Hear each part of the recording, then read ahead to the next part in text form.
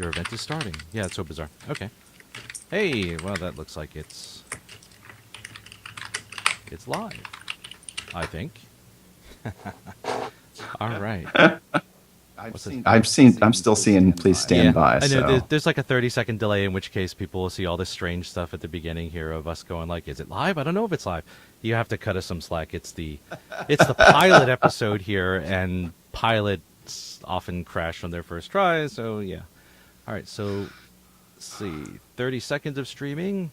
Actually, Pete, if that was the case, then we wouldn't have many pilots if they all crashed on the first try. Yeah, I guess you're right. So That's why you have an instructor at the controls. And, oh wait, I see stuff happening here. I guess technically pilots crash on the last try. Sort of like stuff is always the last place you look for it. It's because of course you're not going to keep looking after you found it, right? All right, so I guess we should say welcome to the show. Yeah, I guess we are live here. So welcome to our pilot episode of this show, and we don't have a name for it yet, right? No, we're working on it. Hopefully you can hear us. Give me a thumbs up or thumbs down in the comments here if you can hear us. Okay, Andrew, why don't you say hi just so people can see if they can hear you? Hello, it's Andrew, aka DevHammer. Welcome. Great. I actually need to turn the audio on the stream off so that it doesn't get really distracting. Yeah, because you don't want to hear that bizarre echo. The great thing about this is there's no editing of this, so it'll go live with all this dumb stuff at the beginning as well. Oh, actually, and there we go. Now I'm recording the local one, so that's when the other one will start. So you have to remember to hit that local record as well. Click the button. So welcome, everybody. Thanks for joining us. So Andrew and I had decided that we wanted to start a new show, which is basically about all the things we like, right? So it's, robots and 3D printers and microcontrollers and apps and synthesizers and toys and basically all the kinds of things that Andrew and I are into. So it's, it's kind of an unfocused show unless you really know Andrew and I really well, in which case it's really kind of laser focused, right? Is that about something? So it's sort of stuff that overweight geeks like? Yeah, there we go. That's a good name for the show. Stuff fat geeks like. There we go. I was trying to be a little more politically correct in the terminology, but do you realize how many people out there can't spell weight? If we had a domain for that, nobody would get it. So, in case you hadn't noticed, those of you who are watching, and thanks, I just saw on Twitter that Don McCovney is watching. That's great to hear the shout out. Feel free to tweet us, either DevHammer or Pete_Brown, if you have questions or comments, or comment on the YouTube channel itself or the YouTube show itself. If you've got Q&A, would love to answer questions, interact as much as we can. So Greg did comment here. Greg Duncan said, "I sound good, but you're echoing." So I'm not sure why you would be echoing. Bizarre. Because you sound okay to me. So Greg, let me know if Andrew is still echoing, if you're listening there, so we can fix that. Either that, or we could just pretend that Andrew's broadcasting from a stadium or something like that. Well, I'm not inside a bathroom, so I shouldn't have any natural reverb, I would hope. But we'll work on it and see. Natural reverb does sound like a personal problem of some sort. I don't know.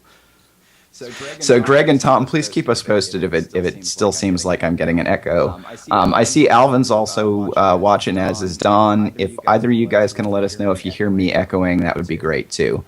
As you can tell, we're still working out the finer points of the live broadcast and microphones, etc. Yeah, and I'm going to turn you up a hair. Okay. And we'll see. Okay. All right. Yeah, the setup for this is crazy insane to be able to do broadcasting on YouTube. It's multiple PCs and Skype and mixing boards and all sorts of other crazy stuff. So interestingly enough, it's all stuff that I had laying around on the floor in my office, so I'm pretty good there. How about you, Andrew? Well, so my setup thankfully is a little bit simpler, at least until we end up with a show where you're traveling and I have to do this solo, which will be interesting. Yeah, we'll have to figure but that my setup's mainly my HD webcam and my microphone, which you can see in the frame here. I've got this Samson G-Track, which is a great digital microphone, USB setup. So pretty straightforward there. We do have a request from Twitter. Something that we'd actually planned to do is we should introduce ourselves for those who don't actually know who we are, what we do, and what we geek out on. I was just so excited that the stream was starting and actually working that I totally skipped all that part. Trust me, this is one of those things that it's sort of like when you compile something and it does no errors the first time you compile, and you're like, no, something's not right. I totally missed something. I'm compiling a text file or something like that. So the same thing here. But yeah, so Andrew, hey Andrew, how about you introduce yourself to the audience here? Hey Pete, that sounds great. So my name is Andrew Duthie. For those who don't know, actually, Andrew is my middle name. My full name is actually Graham Andrew Duthie, but I go by G Andrew Duthie just because, Graham is spelled the Scottish way, which a lot of people have trouble with. So I have difficulties with people both spelling and pronouncing it. So Andrew is much easier. I go by DevHammer on Twitter. DevHammer is sort of my persona, which I think I'll save the explanation for that for show 2, maybe. There is some backstory to it.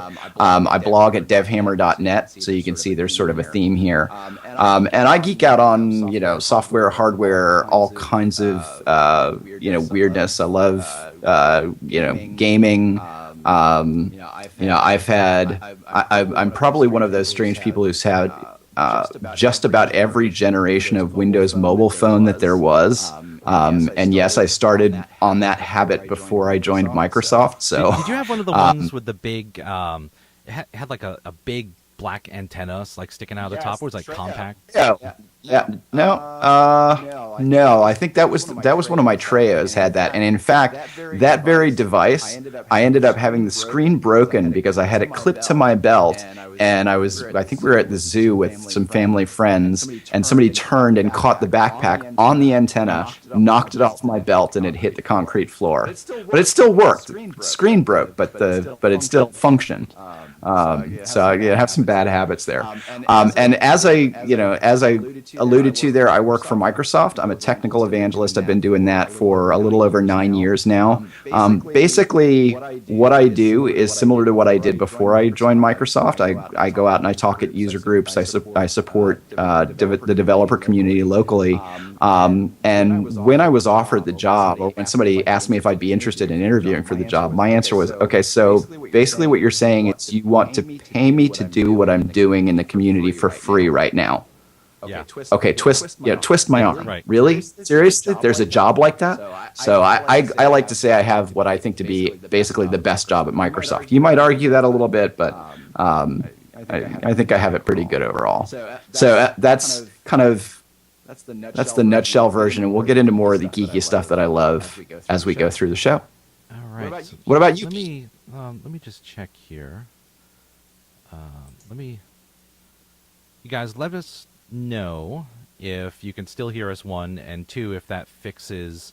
Well, no, that's not going to fix your echo. But Andrew, I saw that some folks are saying that they still hear echoing from you, quite badly. The strange thing is I don't hear any echo from you at all here. It may be.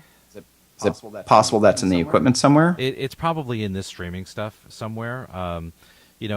I hope it's not intolerable, and my apologies for that, because when we did the recording the other day, there was no echo of you either, just as that test.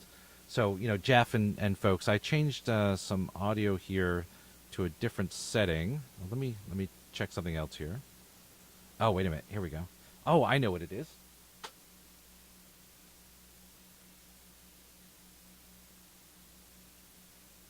That ought to fix it. All right. Okay, so let's see if that fixes it, hopefully. So that should fix it. Let me know if it fixes it. We'll cross our fingers here. Yeah. In the meantime, let me introduce myself here. So for folks who don't know me, I'm Pete Brown. I also work at Microsoft with Andrew. I work out of corporate, which is so much cooler than working out of the field like Andrew does, right? So I just had to throw that in there. So I've been working for 4 years. I'm starting to work on working for Microsoft for 4 years. I've actually been working for quite a bit longer than that, for about 5 years. And so at work, I do mostly Windows client stuff, also phones, things like that. I tend to focus on the music industry, so creative music. I worked with Jordan Rudess on Build 2012. By the way, their new album's coming out. You definitely have to get that. And then, I worked with like some of the DJs here on Build 2013, and most recently, I worked with ImageLine to get FL Studio Groove, which we'll talk about here in a little bit, into the store. But that's just like Andrew. That's kind of a small part of what I'm interested in. If you can see the office behind me, there are lots of blinking lights and gadgets and things with knobs and all sorts of stuff like that. So I'm a bit equipment hound. I tend to try out lots of different synthesizers and build lots of kits and just, have my hands in a lot of different pots. And that's, in part the inspiration for the show here is the stuff that Andrew and I both do in that area with lots of, kind of cool devices. Yeah, and my office isn't nearly as cool as Pete's, but if you look behind me, sort of over by the corkboard over there, I actually some time ago, probably a couple of years ago, I got into doing some microcontroller stuff, and I got so into it that I actually had to build a workbench into my office. And my office is upstairs in a spare bedroom, and I had this section of the kind of what is it, Formica, like the pre-built Formica countertop that you can get at Home Depot, like a 4-foot section of that. Yep. I had a section of that from my mom had stayed with us for a while, and she needed a desk, so I just basically brought that upstairs and said, okay, well, this will work, and mounted that, and I've got power and all that other good stuff. So cool. It's fun stuff. Hey, so Jeff had just recommended that expand a bit on the broadcast setup, just to explain how things are set up here, and then we can kind of go into more detail on it on a future show. I think that's a good idea just at the beginning here. And then we do have a number of topics lined up that I think you all will be interested in as well. And we're looking at about an hour here, so we'll see how that goes show-wise. But the setup here, so Andrew is Skyped in, right? So Andrew, why don't you describe the setup on your end? So basically on my end, I've got my USB digital mic right here that is plugged into my desktop machine. We actually did a tech check the other day, and I had it plugged into my laptop. But my laptop is one of those Ultrabooks, and it has naturally within the Ultrabook relatively few USB ports. Right. So to kind of make my life a little easier, I just decided to move over to my desktop machine. I've got a LifeCam Cinema camera set up. I've got my 3 monitors set up so I can kind of keep track of both Twitter and the comments in YouTube and our show notes and such. So that's basically it on my end. It's fairly simple and straightforward. Cool. And you got? So I end up running the streaming and kind of the control center for it on this end. The main software that I'm running is software called Wirecast for YouTube. This particular version I'm running is like a $200 piece of software, and what it lets me do is set up a number of different shots. You may have noticed every so often Andrew and I are sharing the screen together versus just one of us independently, so it lets me share, set up a bunch of those. But because of the number of webcams and everything involved here, for anybody who saw my tweet the other day about hitting USB bandwidth on my machine, which I really should get an achievement for that, because when you max out the USB buses, all of them on your machine, that is geek achievement right there, right? But instead of having Andrew Skyped into this machine, he's actually Skyped into my laptop right here. And that laptop, I have a webcam, which if one of the many wires snaking across here, that is pointing right here. So to Andrew, it looks like I'm poking him in the face right now. And that's just so Andrew can see what the heck I'm doing. And that's also the microphone so Andrew can listen to me, because the streaming process here has roughly a 30 to 40 second delay. And that may actually be because we're streaming at 1080p. So we might try 720 on another show here to see if we can get that down to some reasonable level. So that's on that machine. I'm running a piece of software on that machine called Desktop Presenter, which comes with Wirecast. And what that does is it shares a portion of that screen or the entire screen with me via the network. So it's hardwired network. And that is, in fact, over here, one of the sources. So when I show Andrew together, the local source is me, and then the remote source is Andrew, which is coming across my local network from PC with an image of Skype, which, if I change this, you can see it's just sharing the desktop, right? So that's just sharing the Skype screen over here. And then Wirecast is what I'm using for all the mixing of all that stuff. Now, the audio from Andrew, which is why this will probably drive some folks nuts. His mouth is just slightly out of sync. And again, we're working on that for a future one to see which way works better. So the other thing is, can you control the panning of us? Because it sounds like for some folks, you're in one ear and I'm in the other. Yeah, and so let me explain that one. Because of the way we're set up right now, this is exactly where the panning comes through. Rather than streaming audio across my network from the Skype machine, I have the headphones out going directly into a mixer that I have here. But right now, just because of what I had available, it's one stereo channel. Andrew's on the right, and I'm on the left. And I switched them for you the other day, Andrew. So that we're the two different the two different channels on there. And yeah, it's one of us in one ear and one of us in the other. Maybe that's an annoying effect, and maybe it's kind of cool. You'll have to let us know. It sounds like for somebody who's got a mono laptop, they don't hardly hear me at all. So we may need to fix that for a future show. Okay, so that's looks like Alvin, who's having that issue, is going to pull out some headphones. A mono laptop? It's like what kind of beat? It's like one of those old compact, TFT LCD, like black and white screens, or 64 shades of gray on it or whatever, right? So a mono laptop. That's interesting.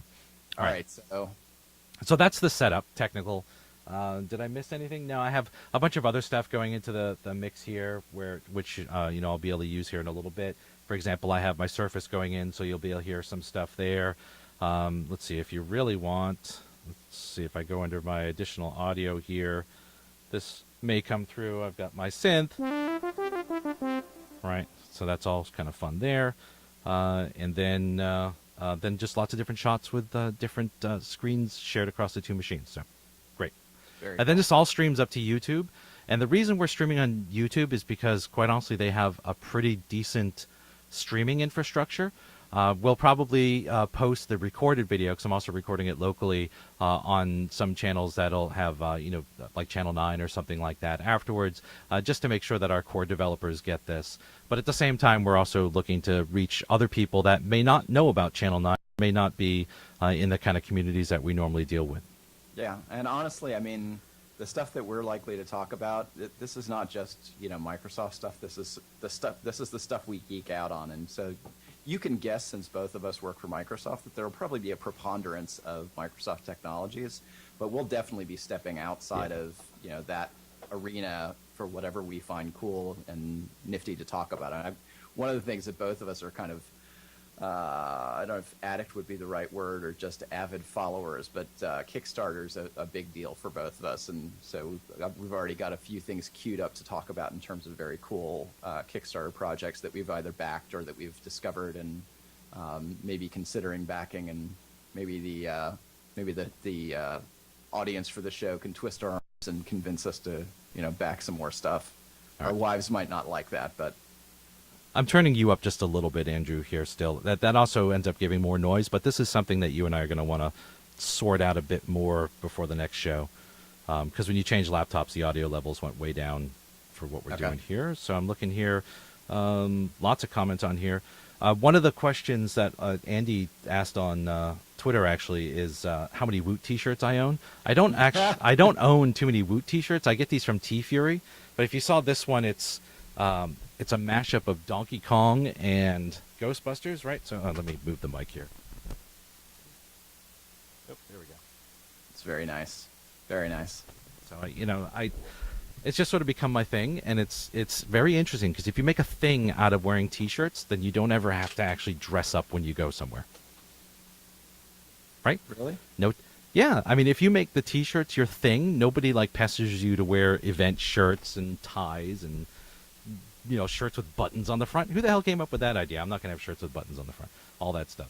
And I told my wife the next time I wear a suit, Yeah. I'll probably be in a box, right? You can't see my buttons anymore.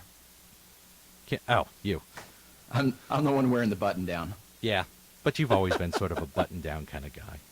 Oh, right. I don't know about that. Yeah. All right. So anyway, we did have a bunch of topics today that I wanted to talk about. Uh-huh. One of which, let me start just right away with something that my son just got, because I think this is really fun, and it's just I like things that shoot, generally without killing. So toys that shoot, as opposed to, like, I don't have an RPG or something like that over here. But there is a very interesting product, and let me switch to the product listing here, called the Zing Air High Performance Fun Z-Curve Bow. And if you think Microsoft is bad at naming things, look at these guys. Zing Air High Performance Fun Z-Curve Bow. I think they were going for SEO all just in the product name. But this particular... you let somebody pester you... Anyway, sorry, I get all these little alerts here. I need to turn them off. Anyway, so this particular bow here, if you look at it, will shoot somewhere close to 200 feet. They are spring-tipped. There's two different kinds of darts that my son has in this one. Two are just foam tip, and one is a suction cup, which gives you it's a foam suction cup, so it gives you a really satisfying hit when you send it at a door or something like that. But this particular one, like I said right here, I don't know. My wife came home with him with it, and I don't know where it came from. His is bright orange, but it otherwise is identical to that. And there's a little video here of this guy, and you won't get the sound, I don't believe, so that's fine. Let me go. Let's see. He's shooting. Let him go down there. There you go. So you can probably see he's shooting him at the camera, so you get really good range out of that, right? But it's a really fun thing. It's how hard is it when it hits somebody? If you get beamed in the head with one of these and you're under like 5, tears will be shed. But I think otherwise it's still a pretty good toy here. What do you think, Andrew? Is this a good toy for your kids? Oh yeah. I mean, my youngest, who's 6. I mean, he loves bow and arrows. So he'll actually go, and of course his big thrill now is being able to go to Ben Franklin and be able to spend his own money. So one of the things that he got himself, it's like a craft store. Oh, okay, yes. It's like a little craft store here in our town, and so one of the things he bought himself was one of those super cheap, like $2 or $3 bow and arrows with the suction cups, and turns out that the suction cup bow and arrows don't work any better than they did when we were kids, but he loves it just the same. So this thing is kind of like a massively upgraded version of that. So he would definitely enjoy that. Yeah, I mean, we've had the kind of the suction cup darts and stuff before, and usually they sort of hit the wall with a thunk, and unless you're right on angle, they fall right off. So they're really no fun. And you have to like lick them before you, and all that stuff. And that's right. Who wants to get hit with a wet, licked, dart or anything like that? So that's pretty nasty. Okay, so you don't have a rule in your house of no shooting at people? Oh, we do. It's a rule, right? But my son is 7.5, and my daughter is just about 5. So rules are one of those things that happen sometimes, right? Right. Yeah. Anyway, it's all right. So, and of course, I was taunting my son the other day to get him to shoot me with this. I wanted to know what it felt like, and so he didn't want to shoot me with it, but I taunted him enough to force him, Nice. to finally do that. And then did you punish him for shooting you? That would just be evil. That would be evil. So anyway, so this is one of those really kind of odd toys. I don't know where my wife got it from. It's some local store, obviously. I don't know how much they paid for it. I'm positive if my wife bought it, it was not the $35 that it lists on that site. It must have been quite a bit less than that, because there's no way she would spend $30 on that. But it's a great toy, so definitely check that out. Good office toy too. That's pretty pricey for a toy. Yeah. So that's what I thought. It was kind of expensive for that. That's like Nerf gun price. Yeah, but Nerf guns, I swear, you spend all the money in darts because they all chew up the darts afterwards. But this is a good office, a good office toy if people don't mind getting a little hurt. I like that. If people don't mind getting a little hurt. But, actually, you'll love this. Hold on, I actually have to remove my headphones for this, but you'll love this. It's you're not going to dance, I hope. No, not at all. Hold on. Ba, ba, ba, ba, ba, da, da. And everybody can see Andrew's hot legs. There we go. Okay. What on earth did you just pull out of that? Oh, you need your headphones back. All right. So somebody mentioned the T-shirts from Woot. Well, Yeah. the other confession I have is I'm a hardcore Woot addict, and one of my recent purchases, it was so cheap I had to buy 3 of them. Was this? What's this? This, a big gun. This is the Nerf Vortex Nitron, and it is a battery-powered, automatic, disc Nerf gun. So you can actually, if I point this right at the camera, you can say I have an electronic sight on it, so I can actually change the pattern on it. So it's got a little, I don't know if you can see the light pattern there. This is serious. I see that, yeah. This is seriously geeky stuff. It has a removable Nerf disc magazine. Yep. For super hyper reality. Of course, you gotta love the neon colors. But my favorite part is you fire, and it doesn't fire. I wonder if my batteries are dead, or did I just turn this off somehow? So while you're loading that and worrying about the Yes. batteries and stuff, I have just killed you 10 times with that bow and arrow. Ah, wait. Ah, there we go.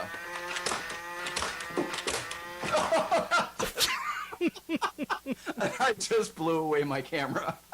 And I'll switch over here to just me while Andrew figures out.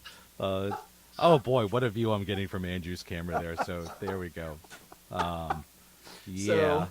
So yeah, and the other favorite part that I have with this one is it has a spare magazine holder in the stock, so you never quite run out of ammo. So somebody just says they lost the stream. Uh-oh.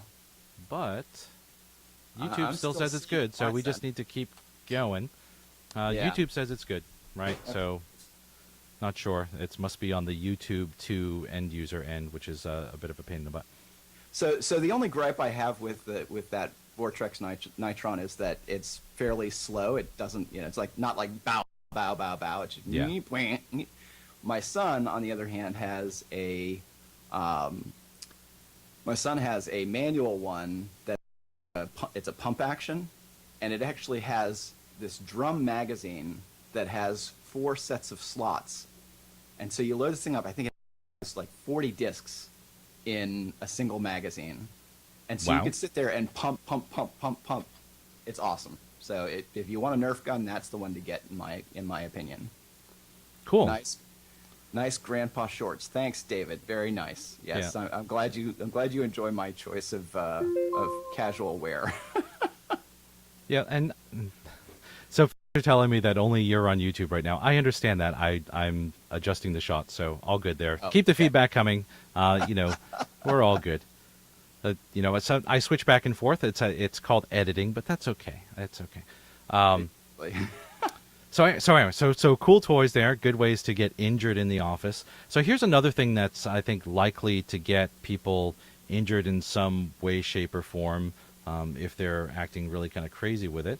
And that is, let me share this in just a second, the leap motion. Right, so do you have one of these yet? I do not have one of these yet. It's one of those things that I've been on the fence. I'm trying to make my gadget budget stretch as far as I can. So one of the advantages of having you as a friend is that I can allow you to experiment with some of these and determine based on your feedback whether some of the ones that I'm iffy about are worthwhile. Right. And so I know Hanselman did a blog post on this as well, and he was looking at it primarily for controlling Windows, right? So he was using it comes with some software to make it possible for you to do sort of touch points in space, which I find incredibly awkward. Like, I wasn't looking for an alternate way to control Windows with it. I was looking for just another type of controller to enable some other scenarios. But it just sort of like the Kinect, you can sit there and you can do this with the screen and stab to right. Minority Report. Right? Yeah. We want Minority Report, but no, we don't. And there's no way to do that without looking like a complete dork, right? I mean, it's just like sitting here doing this thing, right? Well, hang on. Since when has looking like a complete dork been a concern for you? It's always been a concern for me, Andrew. So It does support, like, it has an advanced mode, so I was able to use it to control, of all things, MorphWiz, using five-finger control to play it on the screen. But it was far from smooth. Like, you're not going to get the level of control that you require for doing, like, synthesizer stuff. Right. Andrew, you might want to tilt your camera down just a little. Okay. There you go. Readjust After you beamed it, it was gone. Yeah. Yeah, that's better. Yeah, I nailed it. I nailed it pretty good. I mean, I think I was a dead-on shot. Of course, it was only a half a foot away, so right. Not like that required great marksmanship. So this Leap Motion, I picked it up at Best Buy. They have them, just, pretty much anywhere. It's a USB 3 device, although apparently it'll work with USB 2 and stuff as well. And what I bought it for was to control, like, synthesizers, right? So there was an app, and the apps are, because they have a proprietary, it's yet another app store. They have an app store just for Leap Motion stuff. And somebody said Andrew doesn't worry about looking like a dork ever. Yeah, so you can take that either way. They have their own app store for this, and apps are kind of expensive. Like, they're in the $20, $30, $40 price range. And I know you and I were talking about kind of app store economics before, which is really bizarre, where, the whole idea that software that was expensive used to be, $250. It's like, oh, that's kind of expensive. Now it's anything over $5 seems expensive, right? Right. But so they do have some software there, and it is, because it's a closed app store, very small number of apps in there, the prices are high. If there's some competition, I hope it picks up later and the prices go down. But they have 2 or 3 apps in there specifically for controlling MIDI devices. So obviously I'm not the first person to have thought of this.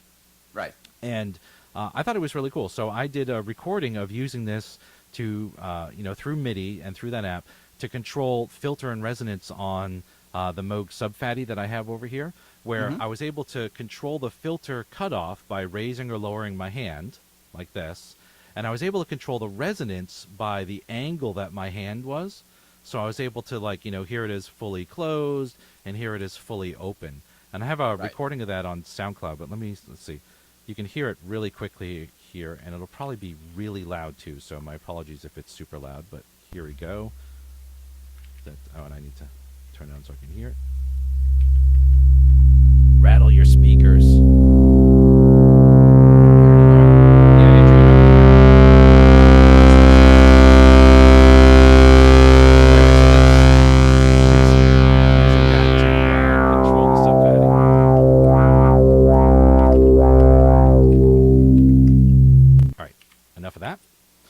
So that's using it to control the filter and resonance on the Sub Phatty, which I thought was a really great use for this particular product.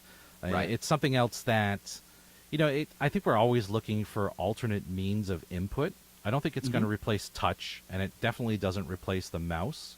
But I think it's another way of getting gestures and input into your system. And it's really like it doesn't.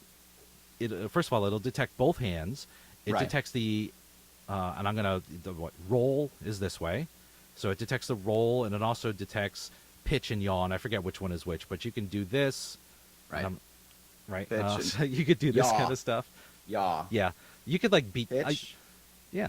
Yaw. You could, like, pop and roll. lock in on it, right? And turn that into a performance and have that control a synthesizer. If you're any good at that, it might be kind of a cool thing to do. Actually, that kind of ties into the next topic that we wanted to talk about is FL Studio Groove, right? So, you think about the role of something like Leap Motion. I've seen lots of videos of people taking, for example, Kinect and tying the position of their hands into different MIDI channels, right? It's certainly well-trod ground.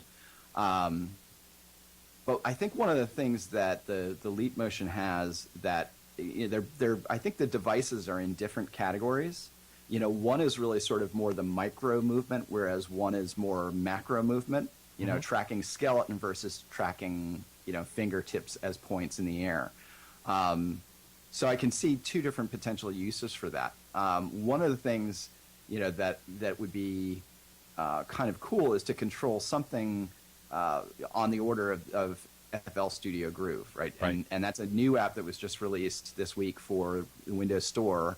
And what I like about FL Studio Groove, and I'm not like a loop-based recording kind of geek, But as I mentioned to you in email, one of the things it reminded me of is I have, it's downstairs, so I'm not going to run and get it, but I have a Chord K oscillator, which is about a 4-inch by 5-inch box, essentially, with an XY touchpad on it that you can use to do loop-based synthesis. And you can choose a voice, press a button to do a 4 or 8 bar loop, and then record different voices over top of one another over and over and over.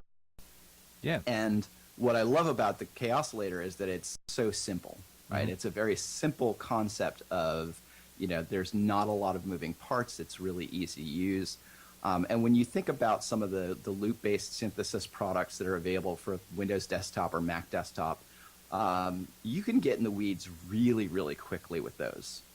Where FL Studio Groove, you have a percussion channel, 5 synth channels, and it's really intuitive. Once you start laying down notes, whether you do them, via recording on a keyboard mode or via piano roll style input, it automatically loops to the last note or the last set of beats that you've populated with some notes. Right. And so that makes it really kind of very easy to create. I mean, I handed it to my 10-year-old kid, and he was making loops in no time flat.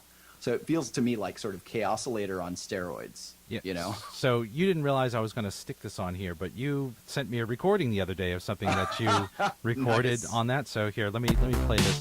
This is Andrew's recording on FL Studio Groove. So now I'm going to actually have to listen to the stream so I can hear it over the stream. Yes, exactly. It sounds like good like 80s weird science. This is the music they played when they're starting to do this stuff on the computer and they're sizing things up and all that kind of stuff. Anyway, so that was pretty cool. Now there's a mental image that was not necessary right now. So I thought that was cool, and I have it over here. So let me, for folks who haven't seen it, and then no, I can't bring it any closer, unfortunately. But here is, let me. A bunch of different sounds and stuff in here. You can edit the loop. Let me stop it so that we don't get the audio from that anymore. You should have been able to hear that on the stream. But it's a cool little app. It runs on all the varieties of Windows 8 and Windows RT here. So I've been really happy with that. And it's on sale. I sound like a pitchman here. I'm sorry. But I do have a lot invested in this app because I've worked with ImageLine for over a year on this. But it's on sale for $4.99 until the end of September, and then it goes back up to the price Andrew and I paid for it, which is $11.99. Not that we're bitter. No. But it's on sale for $4.99, through the end of the month. So it would be boring and insane not to get that, just as a really fun thing. I mean, particularly if you're a music geek in any way, shape, or form. It's really fun. They have a performance view where you can mute channels. You can actually, if you touch, there's a bunch of different things in terms of like effects or filters and such. And if you tap and hold on one of them, it gives you an XY coordinate where you can tweak filters in real time. Yeah. And you can also do that with the record mode on, in which case it'll record the changes you've made as automations. I mean, it's very, very friendly. It's very simple to use. That was a funny face. So it's all right. So it is very. I'd never heard it referred to that way. But yes, it is a really fun app to play with. So I've been really happy with that. And again, the developers who did that, it's Windows only right now. They're talking about potentially having a version on iOS and Android in the future. But the thing that excited me about this is it came out on Windows first, and obviously being where I work and just based on what I was interested in before I joined Microsoft, everything that I have here is all the devices that can be are pretty much Windows type devices. So I'm pretty happy about that. Right. And one of the things that was really impressive to me, the first place that I downloaded it was actually on my Surface, and I would have expected with multiple channels of synthesized audio going simultaneously that there was some significant chance for lag or performance issues, And I haven't seen a hiccup yet, and that, I mean, I'm on the 8.1 preview, so I don't know, if that makes any difference or if there was any changes in the audio stream there. You'd probably know that better than I would. Yeah. But to make something that has that much going on, and do it with great performance on ARM as well as x86 and x64, really, it's testament to the work that they put into it. Yeah. It's impressive, and I've seen all the builds since the beginning, and the primary developer Max on it has just done an amazing job. And it wasn't until towards the end that they started getting the content, like all the sounds and everything, and it really started to come together. So I was pretty happy with that. Right. Now I mentioned that all the things here that I have are kind of Windows things, but not everything. So you had mentioned one of the things you wanted to talk about was the new Kindle, right? Yeah. So I noticed this week that they just announced an updated Kindle Paperwhite, and I'd be very interested to hear from the folks who are watching either on Twitter or on the YouTube channel, if folks have actually updated to the Paperwhite, because the latest one that I have, and I've had, I think the one that I haven't owned is the first generation Kindle. I think I came in at the second generation. I started off getting the 3G Kindles, and I realized, there's almost no place that I don't have Wi-Fi. Right. So paying extra for constantly on 3G, I said, no, not doing that anymore. So I've been through probably 3 or 4 generations of the Kindle, and my current one is the Kindle Touch, which I guess is probably 2 generations behind. And I don't really have any issues with it. And so, one of the things that I was pondering is, okay, I like the idea of a backlit display, or I guess front lit display, so that I don't have to have, so I don't end up having to have some kind of, like, I've got one of those strap-on LED headlights, so when I'm reading at night and my wife's already asleep, strap-on, yeah.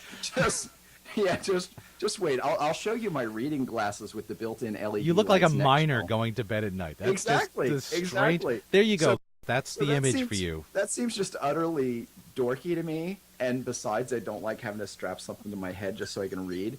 Now, if I have a paper book, I have no choice, right? But if I had the Kindle Paperwhite, I can see where maybe, okay. But I've always, I've read way too many times that exposing yourself to bright lights when you're getting ready to go to bed is a bad idea. Now, they claim that because it's front lit, not backlit, that it doesn't cause that or whatever else. So, I'd be kind of interested to see. They want to actually, we hear that there's a request for a link to the, here, I'll link to, yes, the link I'll throw in Gadget some love here. Well, and also John asked for a link to FL Studio Groove, I think, there as well, so that we could post that. The problem I'm having is I cannot get out of my head the image of you going to bed in, like, mining gear, because it's just killing me, right, just thinking about it.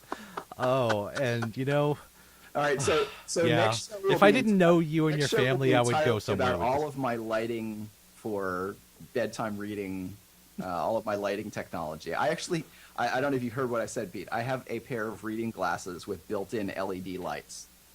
Yeah, but that the headband is much cooler. I could not resist. How am I going to resist that? The headband is still trumping it. It combines blinky lights with something that's necessary when you get to be my age, namely reading glasses. I got to tell you, anybody who's laughing about the reading glasses, I will tell you right now, stop laughing, because it'll happen to you too. Guaranteed. Yeah, so with all of this crap that I have back here, all of this stuff here, you out-geeked me with those 2 things, because I do not wear mining gear to bed, and that's just, I'll just leave it there. So what are your thoughts? I mean, should I spring for a Paperwhite and try that out so that I've got a solution that doesn't require geeky, miner headlight or glasses? So I travel a lot, right? I fly roughly a week a month is what it comes down to for travel. And I don't like to bring a lot of devices with me. So I standardize on all my Kindle stuff. I use the Kindle app on my Surface. Right. All right. The resolution could be a little better. It's certainly not like an e-paper type display or but I found it good enough, especially with the backlight, to do all the reading on there. So I'm, I don't know. For you, what you would want to do, like my wife still uses what does she have? Kindle Fire, I think, for doing her stuff. and she enjoys having the backlight on that. But the screen on that's crap, right? It's not the new HD one; it's sort of the older one, but it has a crap screen on it. So I think you're a little bit better, a little bit better resolution and stuff with the new Paperwhite with the so the Paperwhite is the one without the front light, right? Or is the front light? It's, if you yeah, get the one with the front light. Yeah, right. all right. Exactly. Yeah, if you get the e-paper with the light on it, it's probably going to be a really good display. So it's up to you. I personally prefer just to use my Surface, right? But you might do better on that. I don't know what other people think. The funny thing is that I find that for some things, reading on on one of the reader apps works better for me. So, for example, like Craig Brockschmidt did a book on WinJS development, right? That is sort of one that I refer to over and over and over again, and that's one where I've got it. I've got it in I think it's the Book Bazaar is one of the reader apps on in the Windows Store. So I've got that on my Surface, and that way I can have like the ebook set aside on my Surface, right, and Visual Studio in front of me on my main machine, and not going to have to switch back and forth. But for reading for pleasure, that's not something I like to do on a reader app typically. Yeah. And I don't know why there's a distinction there between coding books versus pleasure books. I think when I'm reading for pleasure, I want to be actually away from my computer so I don't have as many distractions. Yeah. Squirrel. Yeah. I'm very. So what you really want, in all seriousness, you like the fact that it has less functionality, so you're less likely to get distracted by something else other than the book. Exactly, and that's that's one of the reasons that I've never even really thought about getting a Kindle Fire, is that when I want to read, I don't want a multimedia device. Yep. Because I'm very prone to, let me go check the email, or let me go surf this, or let me go play this game. Yep. I'd rather Which just completely happens to me. Like, I'll be like, Right. I don't feel like reading right now. I'm going to play a game. Yeah, exactly. Yeah. So you may have convinced me. I may have to pick up a new Paperwhite. I mean, it's close. That's coming out close enough to my birthday that I could probably justify it. So the other thing that I'll tell you that I do, Amazon didn't have a good magazine subscription service. I don't know if it's gotten better since then or anything. But I use the Nook app magazines, and I get a number of magazines through that I also read on the Surface. So the advantage of something like that kind of device is, yeah, you can get more distracted, but also as more sources of books and reading material come around, you can incorporate them better. So this is interesting. John says that the new Kindles don't have audio, which surprises me. I would think that, I guess to some extent that was always somewhat of an experimental feature. I know they had the MP3 playback, so you could load music onto a Kindle and then play it back via headphones. He likes the read aloud feature. I've never been a fan of audiobooks, so that really that doesn't bother me. But I'm surprised that they would take away a feature like that. So first of all, Ian, this is not vodka. It's it's seltzer water that's peach flavored. If this was vodka, this show would be getting progressively more interesting as I got towards the bottom of this. So I tried on the old Kindle the read aloud stuff for my kids once, just to see how they would like it, and it's like being read a bedtime story by Siri. It's really. "Hi," said the boy. "Would you like to do this?" said the girl. It's exactly. Yeah.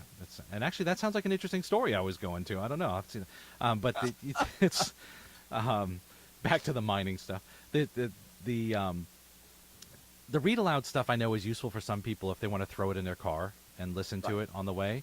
Yeah. Or if you're like John and your reading skills haven't advanced a whole lot and you need to be read to, then then it's good there. But I think you just lost us a viewer. Yeah, well, it's just John anyway, right? He's a good heckler. We'll have to have him on at some point here. Exactly. So it is bizarre that they took away a feature, though. Yeah. So I think that's cool. The other thing that caught my eye about the new version of the Paperwhite is they're adding some features that they brought into the ecosystem with Fire. Namely, they have a feature called Free Time, which basically allows you to provide kid profiles and kind of limit what your kids can do. in this case, it looks like what they're doing is, providing sort of a safe, cordoned area for your kids where they can only view certain books. Because that's one of the things, my current Kindle Touch, I've got a password on because, let's face it, I use, readability.com to send articles, like whether it's politics or something else, and there's stuff that I read about in various articles that, it's just not appropriate for a 6-year-old or a 10-year-old. So not to mention all those pink books and 50 Shades of Grey and stuff that you have on yours, right? Yeah, exactly. So my wife said that the best thing about e-reading as opposed to paper is nobody can tell what you're reading. Except if they have access to your e-reader, right? Right. Well, and let's not get into, who knows in terms of what data center has all the information. Oh, yeah. NSA knows everything that you're reading. So anyway, so free time also makes it appealing in that, there's a certain safety there, but they also have, they're kind of gamification of reading for kids. That is, the kids can get badges for, being an Uber bookworm or whatever. Not that, my kids don't really need that to be reading a lot, but I think it's kind of a cool idea in terms of that kind of stuff. So John said he listens at 2.5 speed while exercising. So you've one-upped me 2 different ways there. I should be exercising, but I'm not. So I actually am reading. Yeah. I am finishing up reading a paper book, which I don't own too many paper books anymore. But let me see if I can get this one on camera here because I think it's interesting. This one, is called. Here we go. Business is Fun. It's the history of Atari. But check this out. Whoa! And Andrew, so you can see, this is thicker than like one of my books. That takes some doing. It does take some doing. So I'm almost done with that book. It's, but I would recommend it. I got this one off Kickstarter. I helped fund the project to create this. Apparently, we didn't fund enough for them to have a good copy editor because they said it was going to be copy edited, but anybody who has ever written a book understands the value that a copy editor provides because lots of people think they write well or they write good English, but they don't. And so I notice it all over in here. That said, I love these old books. Like I've read several of the Commodore history books and other stuff before where it's just a really fascinating look at what made Atari happen. And then, the wonderful thing that made the games happen. Like I think if I did a search here, if I drank something every time I saw the word pot in this book or joint, then I'm pretty sure that I would be completely hammered at the end of just reading just even a little section because you realize how much of that is involved in the construction of the old Atari stuff. Like people were just lighting up in their office and everything. So I will probably set a general range for what my age must be by mentioning this. But I do believe that the Atari 2600 controller may be one of the first devices that I took apart to fix on my own when I was a kid. I have forever breaking. Yeah, I've got some. We'll have to pull out like geek stuff that we have sitting around in different places here. But I have some Atari controllers around here somewhere, the big Atari trackball and other stuff. But this was not available on Kindle. It might be now, right. But it was available only on paper. But this is something, if you're interested in this old 80s and late 70s history for something like Atari, and all of us who are around that 40 age. We probably had an Atari 2600 or VCS or whatever at some point in our lives back then. Unless you're one of those people that bought a Nintendo, in which case I don't want to talk to you. But this... Oh, hey. Now, don't be down on Nintendo when you're wearing a Donkey Kong mashup. Yeah, that's true, actually. You're right. Hello? The irony. But there's lots of good stuff here. And what was really interesting is there are lots of things in this story, or in this book, and I'm not going to point them out, but you will notice them.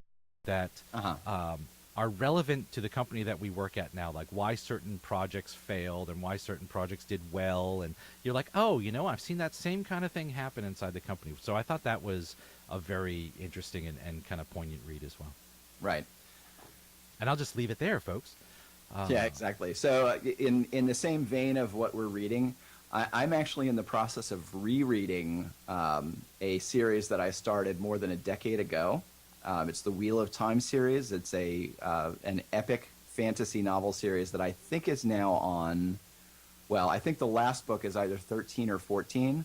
Robert Jordan, the author, unfortunately passed away before finishing the series, for which many of us were very, very unhappy with him.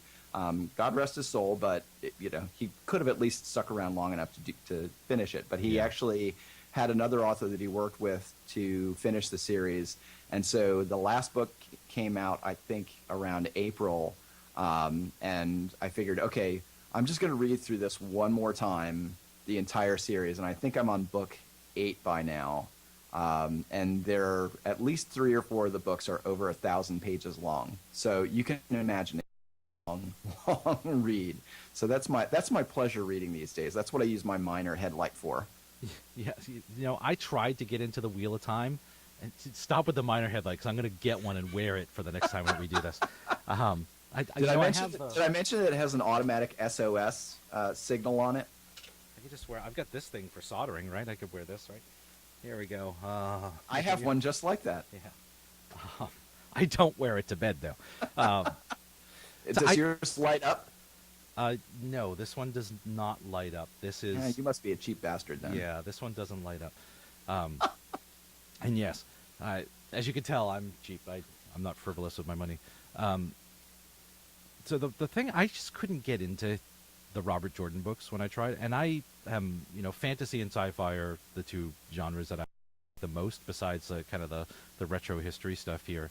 And I could just never get into them. I tried a long time ago, and like those, and like Anne McCaffrey is another one that lots of people liked, and I just couldn't get into her stuff at all. And it just sort of felt the same way, where I got the book and I kept trying to read it, and I was trying to slog through it, and I said, forget it, it's not worth my time. I think that both of them tend to be a little wordy when they're first introducing either storylines or characters. And like the first book of the Wheel of Time, it really takes about a third of the book to get moving. Well, it's pretty slow paced to start with. You could say the same thing about like G.R.R. Martin before he starts killing people off, but I enjoyed all of those books.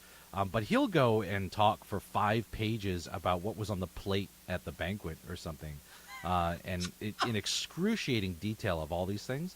But for some reason, that one, maybe it was the lure of the impending violence and who was going to die in this chapter. But that one kept me reading, but the other ones just didn't do it for me. All right, so we're coming close to our end time. We made it through roughly 1/10 of the topics we had for today. So we've got a lot of material for upcoming shows. Do you want to? You know what? I would like to actually mention at least one of the Kickstarters that we had kind of queued up. Yeah, go ahead. Yeah, so there's a Kickstarter project called Espruino. Which one's this? I'm not Espruino. Oh, that's the JavaScript one, right? Yeah. So basically, it's a microcontroller that has essentially an embedded interpreter for JavaScript. So I found this kind of fascinating, and there's actually a couple of different projects like this one, not on Kickstarter, but this one's on Kickstarter, and there's another one that I saw called I guess the website is technical.io. But the basic idea is taking a microcontroller like you'd find in something like Arduino or NetDuino or Gadgeteer, and making that programmable via JavaScript. And the cool part is that the way that they've got it set up, you can expand that with whatever kind of components you might like. Right. But you can basically push out the code in essentially real time. So you can actually change the program while it's running. Most of the microcontroller stuff, whether it's Arduino or any of the .NET Micro Framework stuff, you have to write your code and then you compile it and push it out to the board, and then it executes, right? And anytime you reset the board, it executes again. Yep.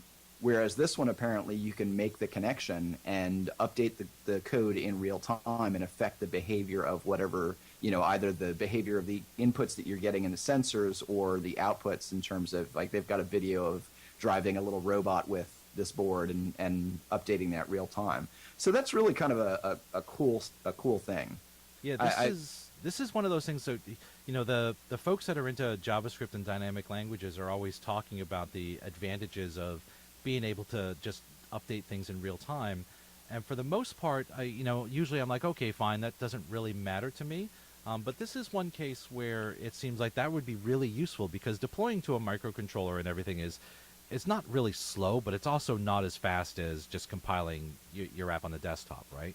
Well, exactly. And it's the kind of thing where not every scenario is going to need that, but having that ability, it's just another kind of tool in your tool belt. I mean, anybody who knows me knows that my first love in terms of microcontrollers is Gadgeteer. Yep. I love the modular form factor. I love the fact that it sort of, in some ways, democratizes microelectronics because the kind of learning curve is so much lower.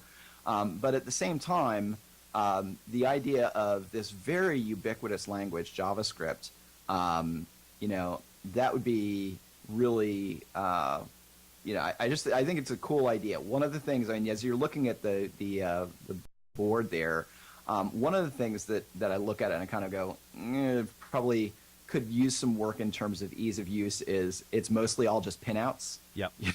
So right. If you're not somebody who's comfortable with soldering on headers and kind of getting into breadboarding and stuff, that might be a bar for some folks. Well, especially since if they target, and this is in no way a slight against JavaScript developers, but I would think that for the most part, JavaScript developers aren't universally familiar with dealing, say, directly with US Arts and PWM and stuff like that, right. As opposed to, say, a C developer who might be used to coding on the metal a little bit more often. So your concern is there might be a kind of an impedance mismatch in skills between the hardware side and the software side. Yeah, like if they did JavaScript on something more like the Gadgeteer, that would make a whole lot more sense to me, because it seems like that's the proper match. Right. Yeah, and so I think that it's not a perfect project, but it was cool enough that I did back it. Yep. So I'll be waiting to see that. And then, how much this was? I think, well, it's in British pounds, so it was a little hard. It's like 1.6. I think it was I think it was like $120 at the level that I backed, including the additional shipping for international. So like the wireless experimenter kit or something, or one of those, or starter kit or something like that. Yeah, so I backed, which one did I back? I backed the starter kit with the Espruino board, sockets, patch wires, a string of 25 individually adjustable LEDs, because let's face it, who does not need more blinky lights? Right. 2 small servos, a temperature sensor, light sensor resistors, and online example project. So that, I mean, for that kind of hardware, that seemed like a pretty good deal to me, and I'm looking forward to playing with it, and we'll show off the results in a future show. It looks like it should be delivered in January, so we've got a while before I actually get my hands on it. And that's actually running, I could see it's running an ARM STM32F103, which is one of the lower power ARM processors, but this is the same type of stuff that, I've got, versions of it, on these kind of like development boards and stuff. So it's really nice that is, a JavaScript programmable version in a much smaller form factor. So pretty cool thing there. And this, let's see, this finishes up it has 20 days to go, so there's still time. Yeah, so there's still time. So have we talked about how often we're planning to do the show? No, because we haven't figured that out yet for the most part, right? So looking at the list here, there's lots of other topics we had coming up, and we're interested in topics from people that are watching. But we have tentatively queued up shows on gaming tech, synthesizer kits that we've built, and interesting things there, displays and interesting input stuff, 3D printing and home manufacturing, embedded development and kind of like microcontroller development, as well as like some cool things we found, like the hexcopter and the LED matrices, and really a ton of stuff here that we can queue up for other shows. My guess is we're going to do this either weekly or bi-weekly. We're still trying to work that out, as well as whether or not the show happens when I'm away, since all the infrastructure is sitting here, and again I travel about a week a month. But we'll announce this over Twitter, as well as on temporarily, at least until we come up with a good name, and we're open to suggestions, of course, on my YouTube channel. And also it's on my YouTube channel right now, because you have to build up a certain amount of love from YouTube before you're allowed to do a live event, which is like, how do you start a podcast doing that? How do you start a video cast? Because you have to like build up all this love ahead of time. So what will eventually happen is, once we've got several of these shows recorded, we'll set up a separate YouTube channel, upload the videos there, point people to that, let it build up enough reps so YouTube allows you to do live events, and then switch it over to that. But we'll make this all very visible to everybody. So it's a little rough here at the beginning, but I think it'll smooth out over time. Yeah, so the call to action for the 21 of you still watching, and thank you for watching, is spread the word. I don't know how long it'll take the recording to show up on Pete's channel, but once the recording is there, let people point people to. Pete, do you know it'll be the same URL? It'll be the same URL, and it shows up almost immediately. Okay, so point people to the show. Get more people to watch. The more people we have watching, the more likely it is we'll keep geeking out like this and having a great time. Tweet us or make a comment on the show Ian just did with your suggestions for names. Pete's got. Do you want to share your current draft idea? The only name that I had come up with so far was just, I called it the Uninitialized Show, because it's random, like an uninitialized pointer and all that kind of stuff, and because the domain is available. Don't go and buy it right now, people. Anybody buys that domain right now, I'll be annoyed. So that was mine, and I saw, Andrew, you had a suggestion as well? Yeah, so my suggestion, which just kind of was just off the top of my head, was New Geek City. That is New Geek and, City. I don't know why. Kind of New York City, New Jack City was an 80s movie that was really terrible. I'm a big fan of 80s culture, so that kind of popped into my head. Yeah. And, so those are our two ideas. If you think our ideas stink, please do let us know what you think. Yeah, seriously. Our ideas. Yeah. And we'd love to get feedback either on Twitter or on the YouTube of what you thought of the show, what we should do more of, what we should do less of. I know there were some comments in terms of the timing, that we shouldn't do it during work hours. I imagine we'll be, we haven't finalized what the regular time will be. Right, but the hard part there is if you're trying to get an international like work at like this time of day is generally when the vast majority of the world, not population wise, because China I don't believe it is up right now, is up. So we'll have to take a look at that and figure out what time works best. Again, if it's something that you have a suggestion on, like you would rather it cut into your personal time in the evening, tell us, because we don't know what works best for folks. Right. Cool. Exactly. Alrighty. So again, we've got lots of great ideas for the next show. It quite possibly will be next week. At the end of the month, I'm going to be up in Seattle, where we have a Windows at the Decibel event. So if you happen to be up that way and you're going to go to Decibel at all, definitely come and check it out, because we'll have people going around doing DJ stuff on PCs and Surfaces, and I'll be there, and there'll be lots of like going on in the evening, right? So I think it'll be a lot of fun. Could you do that again? Very nice. Yeah, there we go. All right. So one last thing I want to do is for folks who haven't visited yet, stop by my blog, devhammer.net. I've got lots of good stuff there on a regular basis. And Pete, your blog is? At 10rem.net. And I'll have links to all of the stuff that we talked about here in the notes on the YouTube page. Thanks, Awesome. everybody. Thank you. Bye.